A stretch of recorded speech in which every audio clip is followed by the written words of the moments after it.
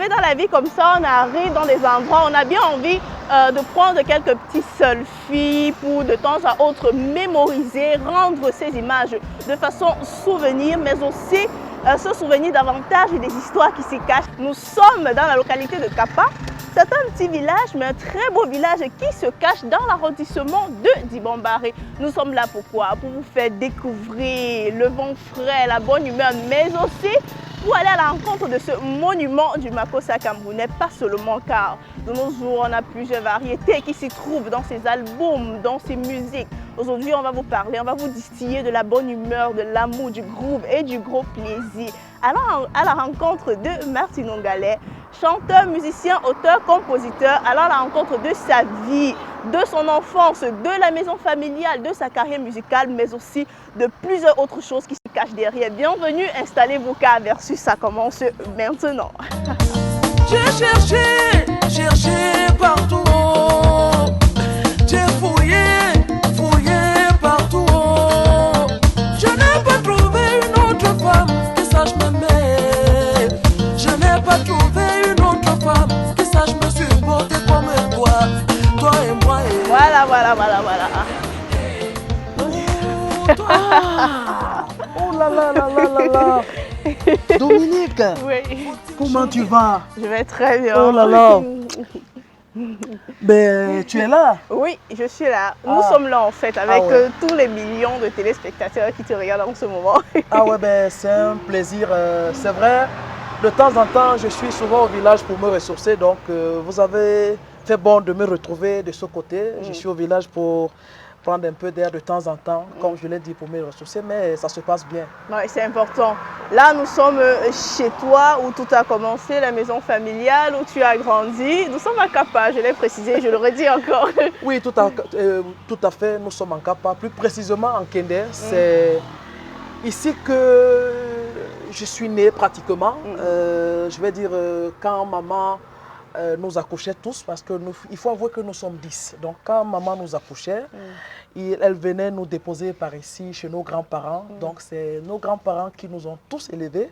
Vous connaissez Benji, Claudia et moi aujourd'hui. Donc c'est un réel plaisir. Ça fait que de temps en temps, on est attaché à ce village et on y arrive de temps en temps pour se ressourcer. Voilà.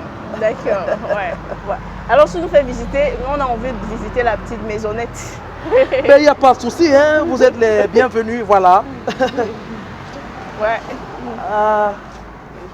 Mais c'est dommage, hein? Voilà, c'est ici. Voici ma chambre Voici ma chambre que j'occupais. Vraiment, c'est beaucoup de nostalgie. Malheureusement, elle est fermée là. Voilà. Il y a ici, c'est le derrière.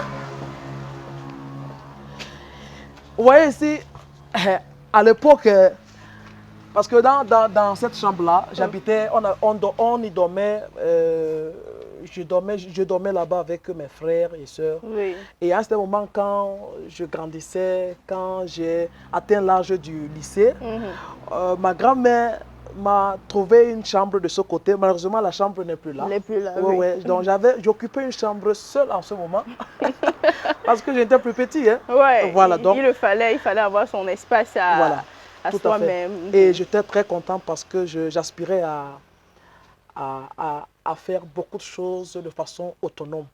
Donc voilà, c'est ici, voilà la cuisine, voilà là où nous tous nous avons vécu, on nous a élevés ici. Oui. Voilà, c'est ici.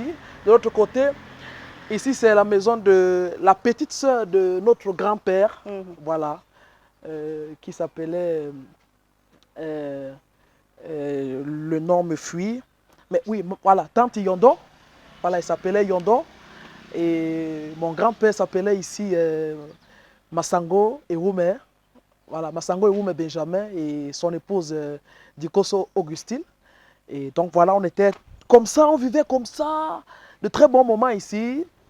On a appris beaucoup de choses, hein. On a appris beaucoup de choses ici au village. C'est pour ça que moi, il n'y a pas longtemps, je suis devenu citadin. Voilà, donc je suis un peu villageois et j'ai beaucoup appris ici. Et donc voilà. C'est ça. Oui. Et c'est ici que tu as commencé à avoir cette passion-là pour la musique aussi. Oui. Parce qu'on va le dire, tu l'as eu très tôt, tu avais cette envie vraiment de pouvoir exprimer ton talent aux yeux du monde entier. Oui, tout à fait. Déjà, il est important de souligner que je suis issu de la famille de musiciens parce Ouais. que papa, paix à son âme, il était très bon musicien malgré qu'il n'était pas, il n'avait pas pris la musique pour un métier. Oui. Voilà, parce que il faisait autre chose. Il travaillait à la régie Faircam à l'époque, donc il était cheminot. Donc, mais il avait de la musique en lui. J'ai vu papa de temps en temps qui chantait, qui composait de belles chansons et qui jouait d'ailleurs de la guitare. Et je pense que c'est lui qui nous a transmis ces gènes. Et la première personne à ouvrir le bal, à tracer ce chemin, à ouvrir ce chemin, c'est bien évidemment Benji. Et par la suite, il y a eu Claude Adikoso, bien évidemment. Après moi, mais nous ne sommes pas que trois. Oui. Ouais, il y en a d'autres qui chantent, mais qui sont encore dans l'ombre. Ils sont encore Voilà, dans donc l'ombre. ici, il m'arrivait de temps en temps, parce qu'on faisait les travaux champêtres, Oui. on cultivait les petits pois, on faisait tout, vous voyez, les plantations de bananiers et tout ça. Donc on aidait de temps en temps les grands-parents dans les champs, pour les travaux champêtres. Et voilà, on cultivait beaucoup de choses. C'est ici que j'ai appris à cultiver le manioc, les arachides, les petits pois. Ici, je grimpais même les palmiers Ouais. jusqu'à aujourd'hui. C'est pas parce que je suis devenu Martinon Gale que tout le monde connaît aujourd'hui. Je parviens encore à grimper sur les palmiers pour cueillir les noix, les régimes de noix. C'est vrai que c'était la saison, on allait te donner des grimpettes pour voir ce que tu sais faire. Oui, tout à fait. Donc Mais bon. aujourd'hui, ce n'est plus trop ça. On n'utilise plus la grimpette, on utilise des fossiles. Oui. Donc voilà. Donc c'est ici, on a appris beaucoup de choses et je suis tout le temps émerveillé dans la nostalgie quand j'arrive ici. Parce que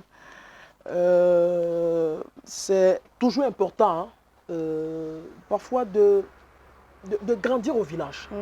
De grandir au village parce que c'est au village qu'on apprend beaucoup de choses. Oui.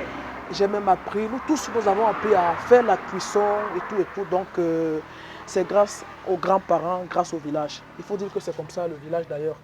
Voilà, Martino, curieusement, début de ta tendre enfance, tu avais un rêve. C'était pas celui d'être musicien, mais d'être enseignant. Alors, qu'est-ce qui s'est passé aujourd'hui?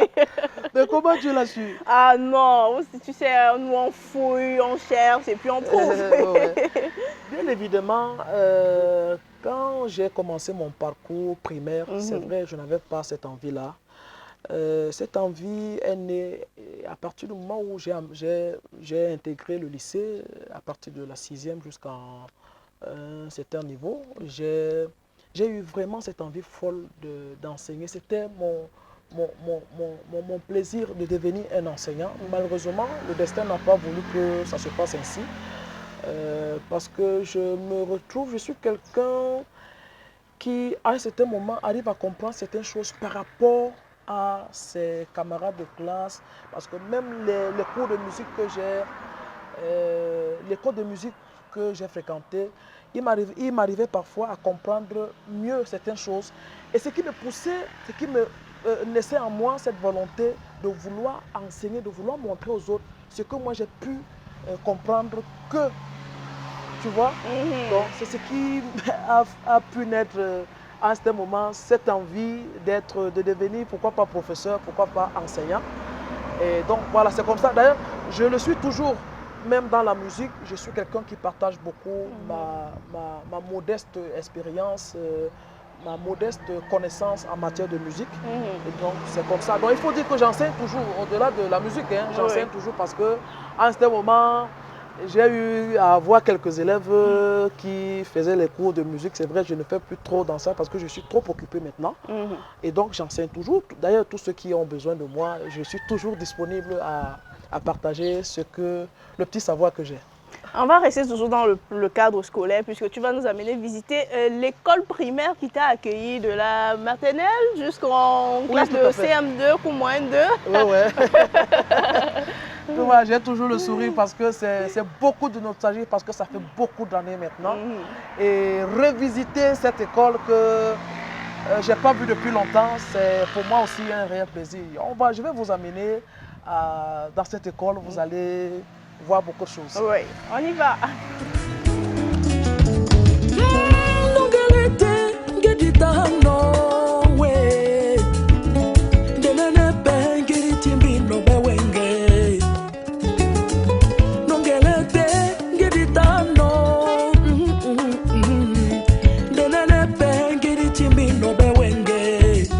malatikita adikomo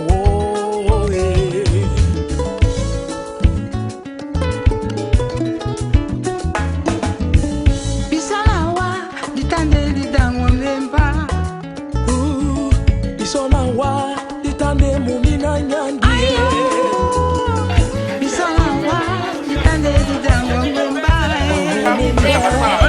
munini timbiwo jaba bisalawa nebito batindi owanani wanje tetera su wasenge bobe adikomo bisalawa ditande didangwa. Voilà Dominique. Ouais. Voilà la fameuse école primaire. Elle est bien moderne aujourd'hui. de Gapin, oui. Elle est bien moderne aujourd'hui parce que à l'époque où nous on fréquentait ici, c'était encore en planche, carrément. Donc aujourd'hui, je vois les bâtiments en mur pratiquement, mais c'est bien parce que tout ça fait partie du développement. Hein. Mais c'est important que ça évolue, que les cadets, la génération future retrouvent des choses Oui, tout à à fait. leur image aussi. Donc ça, c'est l'école, Oui, ici, avec sa grande cour. ici, oui, ici c'est le stade. Oui. À l'époque, on organisait les différents matchs ici, parfois même pendant les vacances, les différents championnats. Et je jouais comme un bon footballeur. Hein. Tu occupais quel poste? Avant-centre, défenseur, latéral, droit, gauche, gardien de but? Oui, il arrivait parfois que j'occupe le poste d'ailier, ailier gauche, parce que je suis gaucher. Donc, mais par la suite, plus tard, j'ai occupé le poste de défenseur gauche. Oui. Voilà. Donc, voilà donc la cour. Et je me rappelle ce manguier, ce fameux manguier qui a fait fesser pas mal d'élèves ici. Oui. Parce que c'était le manguier qui était protégé par le directeur à cette époque. Je rappelle d'ailleurs que le directeur, j'ai connu 2 directeurs ici parce que j'ai redoublé le cours moyen 2. Parce que la première année, j'ai obtenu mon CEP, mais Pas de concours. mais pas de d'entrée. concours. Donc il a fallu que je reprenne. Et la deuxième année, j'ai eu un deuxième directeur. Donc Oui. le premier directeur s'appelait Noumembe, à qui je rends un vibrant hommage, un bon maître. Vraiment, j'ai beaucoup appris, il m'a beaucoup enseigné beaucoup de choses, surtout en matière de français. C'est quelqu'un qui parlait très bien français. Il nous a inculqué pas mal de notions comme ça, au-delà même de ce qu'on appelait les cours de l'école. Donc, il nous apprenait la vie. Oui. Oui, monsieur Noumembe. Et pareil d'ailleurs pour celui qui l'a succédé ici. Il s'appelait Ngué Gilbert. Ngué Gilbert, paix à son âme, j'ai appris qu'il était décédé finalement. Et donc, c'est ça. Donc, ici, je vais te présenter ici. Oui. Je vois c'est les toilettes qui sont par là maintenant. Donc, tout ce coin-ci, c'était les premiers bâtiments. C'est-à-dire que ça commençait par le jardin, la Cille. Mais je crois que je ne me rappelle pas s'il y avait le jardin. Moi, je pense que ça, on commençait par la Cille. Oui, par la Cille. Oui, les écoles du temps n'avaient pas de maternelle, Oui, jardin, oui. non. Oui. C'était Cille, CP, Tout à fait. CE1, CE2. Donc, je me rappelle ici, il n'y avait pas de toilette comme ici maintenant. Donc, c'était la Cille. C'est quand même amusant. Hein? Donc ici, on avait les bâtiments qui commençaient par la Cille, le cours préparatoire et le cours élémentaire 1 qui se limitait, dont les 3 classes se limitaient ici. Mais par la suite, de l'autre côté, un peu plus au milieu, on avait donc les 3 autres classes. Et je me rappelle, il n'y avait même pas de toilette. Hein. On se démerdait comme ça parce qu'il y avait la brousse. Dans les petits couloirs ou derrière les bâtiments. Il y avait la brousse, on se démerdait comme ça. C'était ça, vraiment la belle époque. Hein. Donc, quand tu étais admis en cours élémentaire 2, tu étais content de quitter ce côté pour arriver un peu plus haut. Donc, c'est ça. Et l'année où je quittais, le seul bâtiment qui était un peu plus moderne, c'était le cours moyen 2. La salle qui faisait office au cours moyen 2. C'est vrai, d'autres bâtiments aussi étaient déjà un peu à mur, mais pas un peu plus embellis comme je vois ici comme ça. Il y a une anecdote qui dit, généralement quand tu vois les cycles, soit il y a le CM2 qui est bien, il y a la classe de seconde qui est bien, il y a la classe de terminale. C'est pour amener les élèves à vite arriver Tout à dans fait. ces salles de classe-là. Tout à fait. Et tu fais bien de parler de cette anecdote. Vous savez, quand on finissait ici, parce que c'est vrai, ça continuait le cours élémentaire 2, le cours moyen 1 et le cours moyen 2. Oui. Mais quand on a construit la nouvelle salle du cours moyen 2, donc on était content de vite finir le cours moyen 1 pour aller dans la nouvelle salle. Et c'était tellement super. Ça nous motivait, il faut le dire. Ça nous motivait. Je suis très très fier de voir que l'école a pris de l'évolution, les bâtiments. Malheureusement, on est venu au moment où il n'y a plus les cours. Je voulais vraiment rencontrer les élèves et pourquoi pas les nouveaux administrateurs. Oui, j'allais dire le directeur. Oui. Voilà. Je pense que si j'ai bon souvenir, voici la salle. Oui. Le cours moyen 2. La salle la nouvelle salle qui faisait office à la classe du cours moyen 2. Et c'est toujours resté le meilleur bâtisse. Hein. Oui. Oui, ça reste le meilleur bâtisse, assez renouvelé, très... C'est vrai que par la suite, on a conçu aussi ça. Donc ici, voilà. Mais il n'y avait pas ce petit... rajout. Oui, ce petit rajout-là. Voilà, donc c'est dommage que la salle soit fermée. Il fallait vraiment qu'on rencontre le directeur ici. Voilà.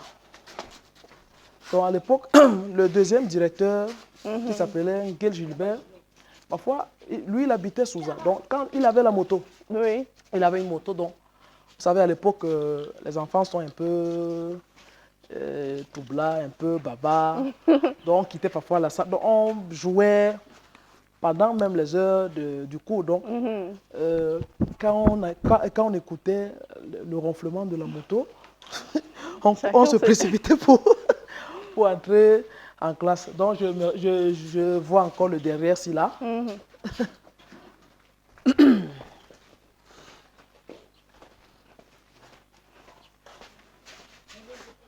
C'est vrai qu'aujourd'hui, il y a beaucoup de constructions, il y a beaucoup de constructions. Je vois beaucoup d'autres choses ici. Oui.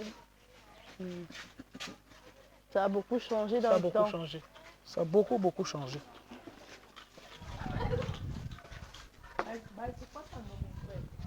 Ça a beaucoup changé. Plein de nostalgie. Oui. Plein de souvenirs. Oui, plein de souvenirs, vraiment. Alors, tu te rappelles de quelques de tes camarades de classe avec qui tu as évolué ici? Est-ce que tu as encore les nouvelles de quelques-uns? Oui, tu sais, moi, je me souviens difficilement des noms, hein, oui. Mais je reconnais quand même les visages. Je connais par exemple une Caroline. Une Caroline, elle était très brune comme ça là, et très brillante. Je connais une Dorette aussi. Je connais Doo François. Je connais pas mal, mais les noms ne me reviennent plus facilement. Et ça t'arrive de les rencontrer souvent dans ton quotidien, ça t'arrive de rencontrer peut-être Caroline? Rarement, oui. Vraiment depuis. Mais si concernant les camarades du lycée, oui. Là par contre, on a souvent l'habitude de se tamponner. Mais les camarades de l'école primaire, non, c'est difficile. Vraiment, alors Martino, à l'école primaire, on sait tous qu'on a souvent une petite amoureuse. Ce sont les jeux de gamins, oui. On se dit, ouais, ça c'est mon amoureux, ça c'est mon amoureuse. La tienne était qui à l'époque? Très bonne question. Tu sais, c'était pas facile à l'époque de savoir que tu as une petite amie. Déjà, moi, j'ai oublié de te raconter. Moi, je suis issu d'une famille de religieux. Oui. C'est-à-dire que mes grands-parents et mes parents d'ailleurs étaient des témoins de Jéhovah. Donc, il n'était pas question d'aborder les filles. Donc, ce n'était pas trop mon côté. Mais j'avais quand même des sensations. Je me rappelle, j'avais une fille pour qui j'avais beaucoup d'admiration, mais il était difficile pour moi de l'aborder, de l'approcher même. J'oublie même son nom, j'oublie son nom. J'espère que le nom va me revenir. De toute façon, je vais reposer la question parce qu'il faut que le nom finisse par apparaître. Ouais. Et ça se passait comment quand tu la voyais? Tu voulais toujours être gentil, genre au taquet, j'étais très gentil, serviable. très serviable envers elle. Voilà. Oui. Vraiment, cette école, je me rappelle le nom de certains maîtres quand même et maîtresses Oui. qui étaient très sévères. Madame Kamdem, Madame Miafo, Madame Djoumessi. Oui. Bon, il y avait beaucoup de dames. Hein. Madame Djoumessi, qui encore voilà, peut-être voilà quelques noms qui me reviennent facilement. Mais il faut dire que je tiens à rendre hommage à ces encadreurs ou ces maîtres et maîtresses parce qu'ils ont abattu un boulot énorme. Cette école a fait de grands intellectuels parce que toute la base partait à partir d'ici. Oui. Oui, on a reçu de très bons enseignements ici, ce qui faisait que quand on arrivait au lycée, parfois, tu vois, j'ai repris le cours moyen 2 parce qu'il fallait pas tricher. Il ne fallait pas aller au cours en 6e. Sans concours d'entrée. Oui, sans concours d'entrée. Donc, il a fallu que je reprenne pour voilà, mériter. Donc, ce qui s'est passé, très bien passé. Donc, comme pour dire que oui, cette école, je garde de cette école un grand souvenir parce que j'ai tout appris ici. Voilà. Avec de bons enseignants à qui je rends hommage. Voilà, on va rester dans les souvenirs puisqu'on va revenir sur ta carrière musicale. Tu nous parles par exemple de Kotobas. Oui. Un idole à toi vraiment que tu as suivi, tu as apprécié, tu étais au taquet. Oui, mon idole, cela ne commence même pas ici parce que quand je suis ici, je suis encore adolescent, on peut le dire. Et c'est vrai, je chantais beaucoup pendant les travaux champêtres, lorsqu'on va au marigot, lorsqu'on est dans la chambre, on chantait beaucoup. Oui. Mais je n'avais jamais songé, du moins, c'est vrai qu'aujourd'hui, avec le nouvel enseignement que j'apprends, peut-être que j'ai attiré ce métier de musique dans ma vie de façon inconsciente. Donc, je n'avais jamais songé à une carrière de musique. Oui. Et donc, mais je chantais quand même beaucoup. Mais le déclenchement commence quand j'arrive au lycée de Bombari. Voilà, je me rappelle, après mon intégration au lycée, je quittais la maison que je vous ai montrée à pied. D'ici Bombari, c'est 8 km. Oui. Donc imaginez 8 km x 2, aller-retour à pied. C'est vrai qu'à un certain moment... Ça fait 16 km. Voilà. Avec un certain moment, ma grand-mère, paix à son âme, m'a fait honneur de m'acheter un vélo pour que je ne souffre plus comme ça.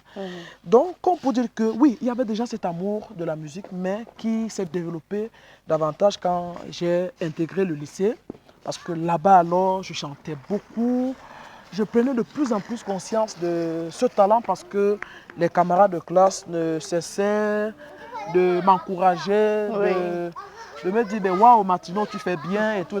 D'ailleurs, je me rappelle, j'avais un camarade de classe qui était tout proche de moi qui jouait le rôle du batteur.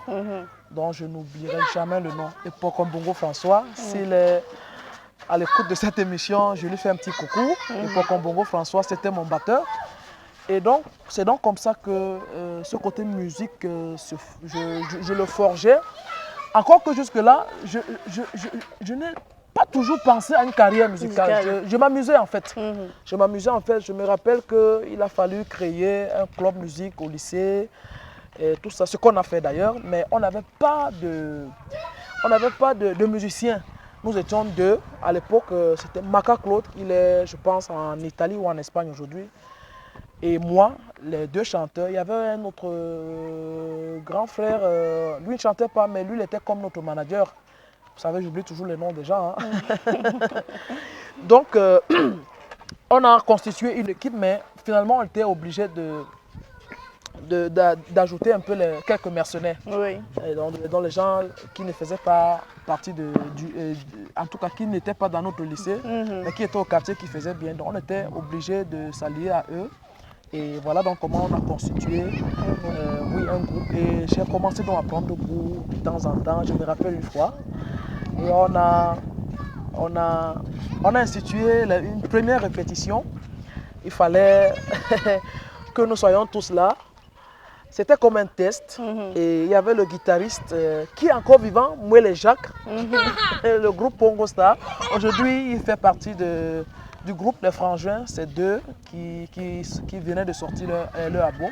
Eugène Basse et Jacques Mouele. Oui. Donc on peut dire que c'était eux qui étaient les instrumentistes parce que Eugène Basse était à la basse et Mouele Jacques était à la guitare. Oui. On avait un autre gars qui faisait la batterie. Donc un soir dans l'après-midi, on avait prévu la répétition à 16h, 17h. Donc on arrive. Moi, je trouve que Maka Claude m'a déjà précédé. Donc il avait déjà commencé à chanter, mais le truc qui se passait, c'est que les gars ne trouvaient pas assez de plaisir à l'écouter. Jusqu'au moment où quand moi j'arrive, ma première chanson, je me rappelle, c'était la chanson du patriarche Totogio. Ndolo, ndolo, banana, senawa mene pendo timbi kandisemba. Donc quand je viens, j'ai cette chanson en tête, je dis ben, je vais commencer par cette chanson. Et quand j'arrive, je ne connaissais même pas la gamme. J'ai tout simplement dit au guitariste, voilà, je vais chanter telle chanson. Et ils ont engagé. Quand j'entre, j'ai commencé à chanter. J'ai entendu le guitariste s'exclamer « Waouh! Voilà un chanteur !» Et ça m'a beaucoup motivé. Ça m'a autant d'éléments qui m'ont prouvé qu'effectivement, il faut que je prenne conscience de ce talent que j'avais. Donc, je quitte là-bas. Je quitte le lycée de Libombari parce que je n'obtiens pas mon BEPC cette année-là. Oui. Je suis énervé, je dis non, je ne peux plus reprendre là-bas. Faire la souplesse. Non. Je décide donc de rentrer chez papa en Banga pour reprendre la classe de 3e là-bas et obtenir mon BEPC. Et là-bas encore, toujours l'histoire de musique avec moi. Dans le Mongo. C'est donc véritablement là-bas que j'embrasse ce métier. Avec Papy des Montagnes. Oui, mais tu connais l'histoire, hein? Avec Papy des Montagnes, grâce à qui j'ai intégré mon tout premier groupe, et qui était d'ailleurs le meilleur à cette époque-là, les BNG, les Bords de la Nouvelle Génération. Et d'ailleurs, si Papy des Montagnes, mon parrain, mon papa, il est à cette écoute, je lui rends un vibrant hommage. L'histoire a voulu que ça passe par lui. Je lui dis merci. Et donc, étant au lycée également, n'ayant pas un club musique, il a fallu également que moi je sois comme un maillon fort de la création. Voilà. Donc, ce qui s'était fait, on a créé ce club musique, malheureusement qui s'est détruit après mon départ parce que j'ai fait un an là-bas, au lycée de Mbanga, autant pour moi. Et après mon départ, le club musique n'a plus continué. Je ne sais pas pourquoi. Peut-être parce que l'homme fort était déjà parti. Donc, c'est donc comme ça quand j'arrive à Douala pour continuer évidemment en seconde et tout. Malheureusement, il n'y a plus de moyens. Papa n'a plus de moyens et tout. Bref, je suis à la maison et c'est là où il y a tout le déclic. Grâce à mon grand frère Benji Mateke, j'intègre mon tout premier cabaret à Douala, à l'époque qui s'appelait... comment on appelle encore ça? Oh là là, il ne faut pas que ce nom-là m'échappe. Décidément, les noms t'échappent. La belle époque. La belle époque. Voilà, la belle époque. Quand je cite la belle époque, je pense à Nadia Iwande et à Moïse Banteke, à qui je rends un vibrant hommage. Parce que c'est le cabaret qui m'a accueilli, mon grand frère. Ça s'est passé comment? Moïse Banteke se plaignait du fait de n'avoir pas, à un certain moment, les chanteurs dans son cabaret. Parce que c'était au moment de décembre. Vous savez, c'est une période où les musiciens se déplacent un peu, il y a beaucoup de gombo. Donc, en ce moment, il y avait manque de chanteurs au cabaret. Et Mon grand frère, connaissant, ayant cette information de son frère, de son ami Moïse Banteke, m'a fait part de cette nouvelle et m'a dit, mais mon petit, je pense que tu peux... Moïse Banteke m'a parlé de cette envie d'avoir un chanteur dans son cabaret. Et toi, te connaissant, je sais que tu as un répertoire, je sais que tu peux. Si tu peux aller vraiment soutenir le grand frère. Ce qui s'est passé, je suis allé un soir, c'était un vendredi. J'ai trouvé Nadia Iwande qui était comme patronne avec son mari, Moïse Banteke, paix à son âme. Et c'était comme un premier texte. J'ai pris le micro, on m'a présenté, j'ai chanté quelques chansons et c'était... Waouh! C'était waouh! Juste génial. C'était waouh! Sans vous mentir, la semaine d'après, on m'a titularisé. On m'a titularisé et vraiment, c'était que du bonheur. Et j'avais mon contrat à part. Hein. Oui. Je n'étais pas mélangé avec les à autres. Donc j'ai trouvé là Petit Le Gros, qui est aujourd'hui aux États-Unis. Je le salue en passant. Oui. Petit Le Gros, qui était comme le chef d'orchestre, le pianiste. Après, par la suite, j'ai connu comme pianiste, toujours à la belle époque, Benko Martelly. Oui. On l'appelle amicalement le coach parce que c'est quelqu'un qui a coaché pas mal de personnes qui sont devenues grandes aujourd'hui. En l'occurrence, moi, Martino Gallet, je tiens à remercier beaucoup Benko Martelly qui m'a beaucoup épaulé, qui m'a appris beaucoup de choses. D'ailleurs, c'est un grand frère. Je prépare un grand événement pour lui parce que, vu ce qu'il a déjà fait dans ce milieu au Cameroun, il mérite qu'on lui déroule le tapis rouge. Au-delà du tapis rouge, qu'on lui accorde une journée spéciale où on lui remet, pourquoi pas un trophée de reconnaissance de tout ce qu'il a fait. Donc, c'est un vibrant hommage que je rends à Benko Martelly. Vous savez, j'ai toujours l'habitude de garder de bons moments avec des personnes avec qui j'ai passé un bon moment. Je ne vais pas regarder le mauvais côté. Donc, c'est quelqu'un qui est ouvert à tous les jeunes. Donc, il m'a aussi accueilli tout comme les autres. Et sans oublier Moïse Banteke qui ne cessait aussi de me guider, me guider dans des mélodies, comment faire des deuxièmes voix et tout et tout. Donc, tous ces gens-là, à un certain moment, jouaient le rôle de comment dire, oui, d'encadreur, voilà, un rôle d'encadreur. Ce qui m'a aidé parce que j'étais aussi très malin. Je brûlais d'envie d'évoluer, de grandir. Et je sautais à chaque occasion qui se présentait à moi pour mon évolution. Donc, après ce cabaret, j'ai fait pas mal d'autres cabarets. Hein. Il y a eu Cheminite, La Croisière, le Sius à Yaoundé et tout. Sans oublier qu'après là, j'ai fait la découverte d'une école de musique qui s'appelait la Zepson Jazz Academy. Tu sais, faire la musique sans la connaître, a été pour moi à ce moment une erreur. Dieu merci, j'ai fait la découverte de cette école grâce à un frère, Gilbert Pondo, que je salue en passant et je lui dis merci. J'ai découvert cette école, la Zepson Jazz Academy, qui portait le nom du fondateur, à qui je rends aussi un vibrant hommage, Zepson Pindi, qui est du côté de Paris aujourd'hui, qui a été reçu à un certain moment par Equinox. Oui. C'est un monsieur qui, au-delà d'être professeur, était un papa pour ses élèves. Parce que c'est vrai, on payait les cours, mais il arrivait à un certain moment où certains élèves ne parvenaient plus à payer les cours, mais il n'avait jamais chassé un élève. Il nous accueillait. D'ailleurs, il nous donnait de temps en temps les déjeuners. Hein? À midi, comme ça, il achetait le déjeuner pour tout le monde. Donc, vraiment, ça m'a aussi beaucoup marqué. C'est quelqu'un qui est très, très, très marquant, très, très bien humainement. Et Dieu merci, j'ai beaucoup appris dans cette école. C'est donc dans cette école que j'ai appris la musique.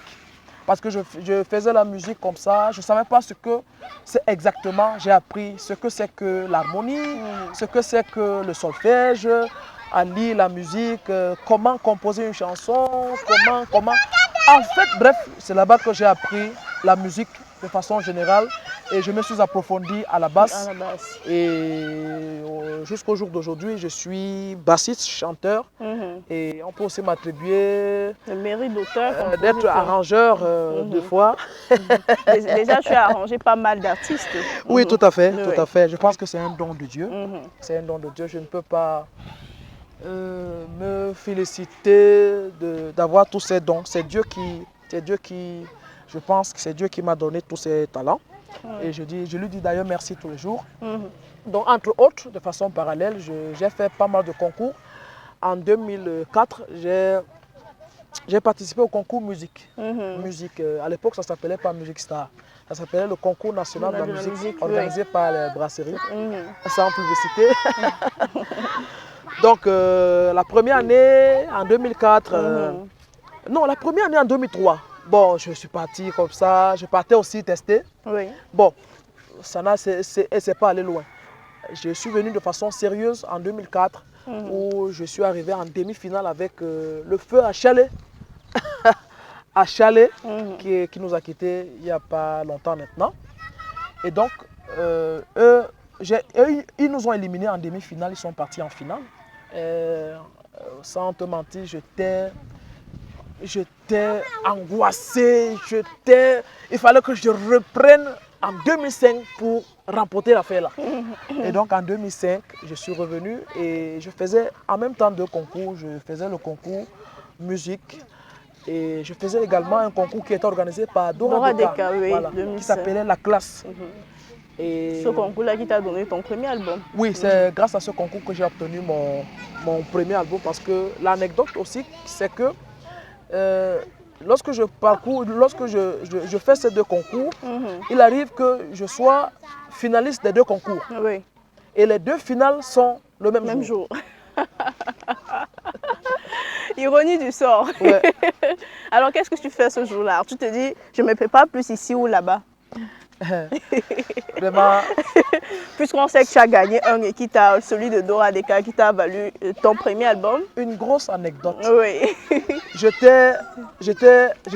On était logé à l'école de brasserie en Ndokoti et on devait prendre le départ pour Yaoundé. Oui. Et pendant que je suis dans le bus au carrefour Ndokoti pour Yaoundé, c'est vrai, avant ça, j'avais eu beaucoup de coups de fil de téléphone parce que j'avais déjà fait mon choix d'aller aux brasseries pour faire la finale. Oui. Mais j'ai eu beaucoup de coups de fil qui m'ont obligé. Et moi, j'ai beaucoup réfléchi. J'ai dit, bon, il faut que je fasse un choix.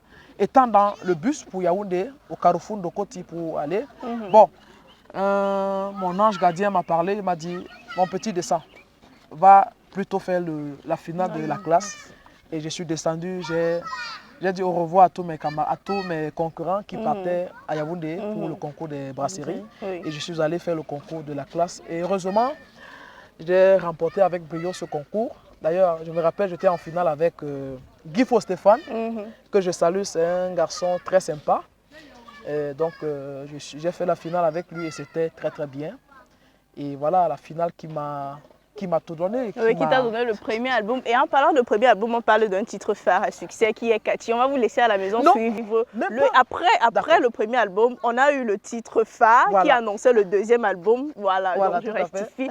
On va les laisser à la maison suivre ce titre Cathy. On va revenir pour en parler puisque c'est une histoire vraie de Cathy Nogay. Non, je ne suis qu'un locataire. Quand elle vient chez moi, au retour elle s'arrête chez Bobby. Moi croyant qu'elle est déjà rentrée chez elle.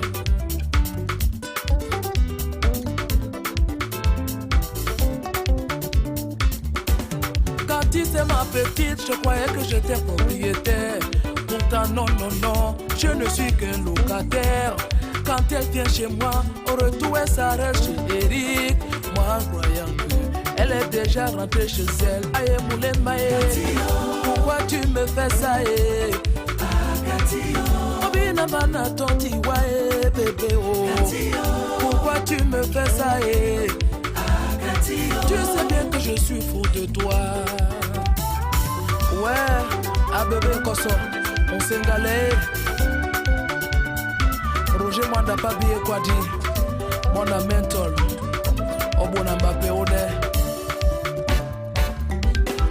Bimo mesena mesende muna moto mataki sendembaye na posidine. Voilà, pendant que vous écoutiez le titre phare de Matinong Galé Kati, nous on a fait un retour sur Douala. Oui, nous ne sommes plus dans la localité de Kapa, dans la Dibombari, mais nous sommes maintenant à Bonabéry et c'est bel et bien à Douala. Parce que la balade continue, la balade musicale, artistique, mais aussi la connaissance, l'enfance, toute sa carrière, il nous en parle. Il est toujours là avec nous, ne pensez pas que je suis seule. Martino, viens nous prouver que tu es bien, bel et bien là, parce qu'il y a beaucoup de personnes qui se posent déjà des questions. Il est où en fait? Elle a mis où ce jeune homme? Oui, je suis là, je suis là. Vous faites bien de dire qu'on a voyagé pour Douala, Oui. plus précisément à Bonabéry, pour dire que parce que j'ai passé un bon moment ici à Bonabéry, j'ai fait une quinzaine d'années ici à Bonabéry. Donc ici, nous sommes au centre équestre, hein, au quartier centre équestre, où j'ai fait pratiquement environ 8 ans ici, oui, sans compter d'autres endroits, parce que là, quand je suis arrivé ici à Bonabéry, Oui. j'ai d'abord habité avec mon grand frère de l'autre côté, Oui. et après j'ai pris un habitat où j'ai commencé à habiter seul, et c'était ici donc que tout a commencé. Oui. Et voilà, si vous voyez là, si vous regardez un peu plus là, derrière là, oui, j'habitais quelque part là. Oui. Donc ici, tout le quartier m'avait très bien accueilli. Donc c'est plutôt bien de revenir de temps en temps ici parce que on doit toujours savoir d'où on vient. Voilà. Oui, c'est très important d'avoir le soutien, d'avoir l'amour des personnes qui t'ont vu évoluer, qui t'ont vu grandir. Parce que ce sont ces seules personnes-là qui peuvent réellement juger le temps que tu as mis pour te battre, qui peuvent vraiment témoigner tout ton parcours. Alors maintenant, on va maintenant parler du titre Kati. Oui. Alors c'est une histoire personnelle, là c'est clair, je ne te demande pas, je t'informe. Maintenant dis-nous, c'était quand?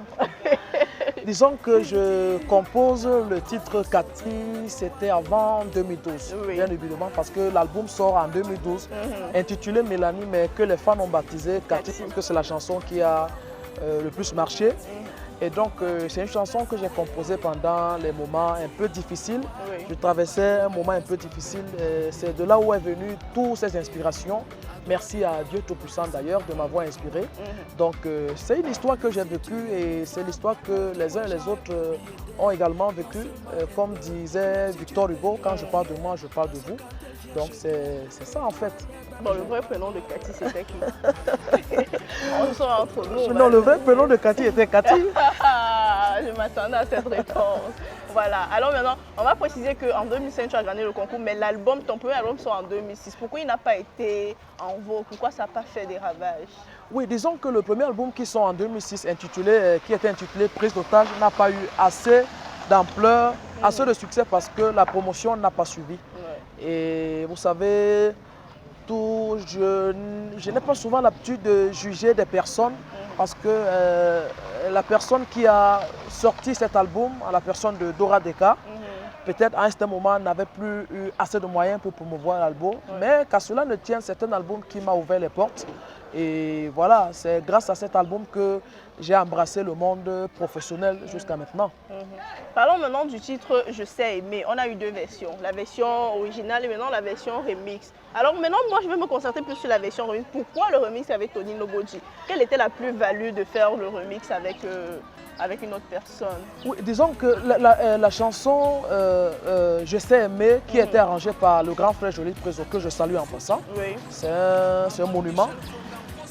Il a fallu apporter quelque chose de plus, quelque chose de nouveau. Parce que, vous savez, c'est un beat qui n'arrimait pas tellement avec ce que le public aimait. Vous voyez, mais c'est une chanson qui était très bien arrangée, mais j'ai voulu apporter un peu de piment, un peu de cube, pour qu'elle soit un peu plus dansante que ça. Mais ce n'était pas pour corriger le grand frère Jolie Préso, non, loin de là. C'était juste pour apporter ce petit piment qui manquait, pour que les gens dansent encore plus davantage. Voilà. Oui, et maintenant on va chuter avec le titre Toi et moi. D'ailleurs, je vais dire merci à Tony Nobody qui a accepté m'accompagner dans ce titre. Voilà. Oui, parlons de Toi et moi. On voit un vidéogramme plus travaillé, plus on sent de la maturité maintenant dans Matinong Galé dans ce vidéoclip là. Oui, la chanson Toi et moi pour l'éternité est issue d'un maxi single, Apéritif, qui annonçait l'album au complet qui s'appelle Nouvelle Dimension. Et donc oui, vous savez, on doit évoluer, on doit progresser dans la vie. Donc, et à chaque fois qu'on essaie de faire quelque chose, nous avons l'obligation d'évoluer, sinon ce n'est pas la peine. Donc, dans cet album, dans ce maxi single, il a fallu que je prouve que je suis en train de grimper, je suis en train d'évoluer. C'est pour cela que d'ailleurs la chanson est une chanson standard aujourd'hui. Oui. Et il a fallu que j'apporte des images de qualité, un clip de qualité qui pouvait donner un peu plus de valeur encore à la chanson. Voilà la raison pour laquelle j'ai travaillé aussi avec un professionnel, à la personne de Ada Akedji, qui est l'un des meilleurs au Cameroun en ce moment. Et je lui dis merci parce que c'est un clip qui est tellement apprécié. On va parler maintenant de l'album qui comporte 7 titres. 6. 6, si je ne me trompe pas, avec un hommage. Oui. Pourquoi cet hommage, Matino Ngale? L'hommage à qui? L'hommage à la période de Manga. Manga, oui. Oui, je tenais à rendre hommage à ce grand homme parce que c'est un monsieur qui a joué en ce moment un rôle de parent dans ma vie. C'est quelqu'un qui m'a beaucoup soutenu musicalement, c'est quelqu'un qui m'a beaucoup aidé, beaucoup épaulé. Et l'histoire c'est que depuis Manga, on était voisins et de temps en temps on était ensemble. Il m'a accueilli chez lui, tel que je venais de le dire, il m'a beaucoup soutenu. Donc il était de bon ton pour moi de lui rendre un vibrant hommage à travers cette reprise. Voilà. D'accord. Alors maintenant, chers téléspectateurs, on va passer à la rubrique quiz, c'est-à-dire 5 questionnaires qu'on a choisis pour Matino Ngale, dont il a l'obligation de nous répondre et de façon assez brève. Donc ne titube pas, on répond, c'est tout de suite. Jane, Madame Jane, na bangi din na posi din. Voilà Matino Ngale, la première question, c'est une question piège. Tu es spirituel? Très très spirituel. Très très spirituel. Tu sais, Dieu nous a dotés de 2 corps. Un corps physique et un corps spirituel. Et c'est dans le corps spirituel que tout se passe. Voilà. Voilà. Nous sommes à 19 ans déjà de ta carrière musicale. Quelles leçons à retenir? Non, pas 19 ans. Hein. Nous sommes à près de 15 ans. 15 ans. Ouais, près de 15 ans. Quelque chose à retenir? Oh, disons que ma carrière, qu'est-ce que je peux vous dire? C'est difficile de parler de sa carrière, surtout qu'elle est encore très très jeune. Mais disons que je suis sur un bon chemin. Je rencontre les aînés, j'écoute les aînés, leurs conseils tout le temps. Et je pense que je suis sur de bons rails. Et l'accueil que le public, que les fans me réservent à chaque fois, je pense que je ne regrette pas d'avoir choisi ce métier. Peut-être ce métier qui m'a choisi, je suis heureux parce que je véhicule les messages qui sont assimilés, qui sont adoptés, qui sont aimés. Je donne de la joie, les gens aiment ce que je fais. Je pense que c'est l'essentiel à retenir et ça me booste, ça me pousse à travailler durement, longuement pour que je puisse apporter un peu plus d'épanouissement à mes fans. Voilà, de tout ton parcours, déjà de ton enfance jusqu'ici, s'il fallait refaire quelque chose, tu choisirais quoi? Oh, disons que c'est encore difficile, hein? C'est encore difficile de répondre à ces questions. Disons que je ferai un effort peut-être de restructurer ce secteur musical parce que c'est un secteur qui souffre un peu au Cameroun. C'est un secteur qui souffre un peu au Cameroun. Les artistes ne vivent plus exactement de leur art. Voilà, s'il fallait vraiment recommencer, je dirais que je recommencerai la même chose, mais avec un peu plus de structuration dans ce domaine, parce qu'on en a besoin. Voilà. Alors maintenant, pour toi, parmi toutes tes chansons, tous tes titres, quel est le plus préféré? J'aime toutes mes chansons, hein. J'aime toutes mes chansons. C'est vrai qu'on peut avoir des préférences de temps en temps. J'ai une chanson que j'adore, que j'affectionne particulièrement, Motabetom. C'est une chanson qui est musicalement beaucoup riche, qui est dans mon deuxième album intitulé Mélanie. Maman motabe Thomas Sambi bola makaki. Onongino moni mami wotukondenge yae. C'est une chanson qui a été arrangée par moi-même et les basses ont été faites par moi-même. Donc c'est une très belle chanson. D'ailleurs, j'invite tous les fans à écouter cette chanson. Elle est sur YouTube. Tapez tout simplement Martino Galère, Motabetom, vous allez écouter cette chanson. C'est une très belle chanson. D'accord. Alors, Martino Galère, le meilleur pour la fin. À quand le featuring avec le trio Claudia Dikoso, Benji Mateke et Martino Galère? Dès que tu vas financer, on entre en studio le lendemain.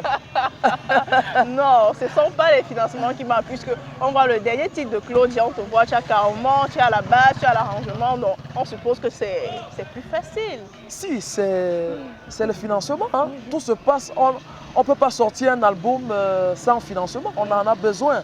Et surtout que le projet est un projet costaud qui demande un peu plus de moyens. Vous savez, Benji Mateke n'est pas n'importe qui. Hein. Claudia Dikoso, Martino Galère, donc on a besoin des moyens un peu plus costauds aussi pour vraiment ne pas faire à la légère, faire quelque chose de plus sérieux. Voilà. Donc, mais nous sommes à tout moment prêts.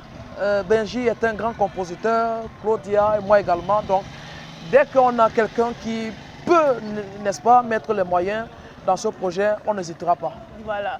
Voilà, c'est tout pour le quiz, chers téléspectateurs. Alors, on ne peut quitter de Bonabéry sans toutefois aller voir des personnes qui se sont chères. Et on va finir par ça, puisqu'on arrive déjà au terme de notre programme. Après, ces personnes, on pourra avoir une conclusion assez sobre. On espère qu'à la maison, jusqu'ici, vous kiffez, vous êtes calés. Tout à fait. Ouais. Voilà, là, nous sommes chez mon père, papa Nkoti François. C'est quelqu'un qui est... J'essaie de me changer ça. Pareil aussi comme moi, c'est quelqu'un qui me soutient. Et voilà, il a beaucoup de considération considération pour moi. Et moi, je le respecte beaucoup. Allez, on va le suivre. Certainement, il a aussi quelque chose à dire pour moi. Je ne suis qu'un locataire. Quand elle vient chez moi, au retour, elle s'arrête chez Bobby. Voilà, nous sommes chez le père, comme on l'appelle toujours. Papa Nkoti François d'Estopeller. Bonsoir, papa. Où est-ce? Ça va. Ok. Ça va, ma très chère. Voilà, je suis avec mon père, celui qui m'a longtemps fait rêver. J'ai eu la chance aujourd'hui que je puisse être à ses côtés. Et c'est un papa qui m'a accueilli à bras ouverts. D'ailleurs, il est devant moi, je n'attendrai pas qu'il meure. Je lui dis merci papa pour m'avoir accueilli à tes côtés.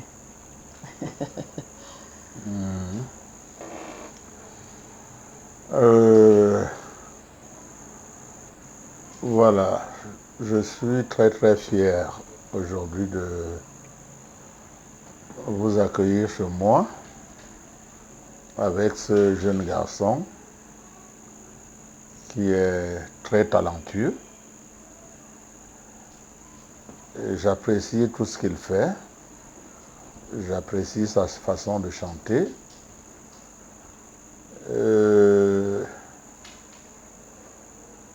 Je pense que nous qui partons déjà, qui sommes à cet âge, entre nous, les Missengol et autres, c'est une bonne relève, une très bonne relève pour nous. C'est une occasion pour moi de dire que ceux qui disent souvent que le Makossa est mort, ils se trompent parce que quand tu écoutes Martino Galère jouer, chanter, composer des chansons, tu ne peux pas imaginer qu'un jour on pourra dire que le Makossa n'existe pas parce que ce qu'il fait c'est du pur Makossa, du bon Makossa, même si il est dans la rumba de temps en temps, mais c'est un artiste makossiste et je suis sûr que la relève est assurée à travers ces jeunes qui nous suivent fortement par derrière. Voilà, fidèles téléspectateurs chéris, on espère que ces 52 minutes de pur bonheur, divertissement, bonne musique, oui, bonne vibe vous a été servi. On espère que ça vous a été satisfait au plus grand max. On était avec Martino Gallet, vous avez pu découvrir entre la localité de Kapa, Dibombari, Bonabiri et tout ce qui a amené dans sa carrière musicale, sa vie et aussi avec tous les invités qu'on a eu lors de ce programme. Alors à la maison, merci d'avoir suivi Versus. On se retrouve dans les prochaines éditions avec encore plus d'amour et de bonheur. On va remercier Cédric Chouna et sa grande équipe qui nous a permis de vous offrir ceci. Dominique Pengou, c'était moi. On clôture bien évidemment avec Martino qui est toujours là. Et il va nous faire un même bas de toi et moi. Oui, je vous ai dit beaucoup de love sur ce plateau. Hein. Il y en a. D'accord, oui. C'est l'occasion pour moi de remercier toute l'équipe de l'Equinox TV qui a accepté me prendre dans cette belle émission. Je tiens à remercier tous ceux qui me soutiennent depuis fort longtemps maintenant. Je vais dire merci à mon grand frère Benjamin Teke, à toute ma famille, à ma femme. Merci à mon manager Gaston Wandi. Merci à tout ce monde-là qui me soutient, Patrick Lengue, et vraiment, certainement, j'en oublie d'autres. Je veux dire merci à vous tous. Je sais que vous aimez, toi et moi, pour l'éternité. Bébé, tu es ma moitié, à qui j'ai donné mon cœur. Pour l'éternité, le meilleur est pour le pire. Durant toute ma vie, je prierai Dieu pour notre bonheur. Car tu es mon amour et tu le resteras toujours. Toi et moi, pour l'éternité. Allez, à bientôt!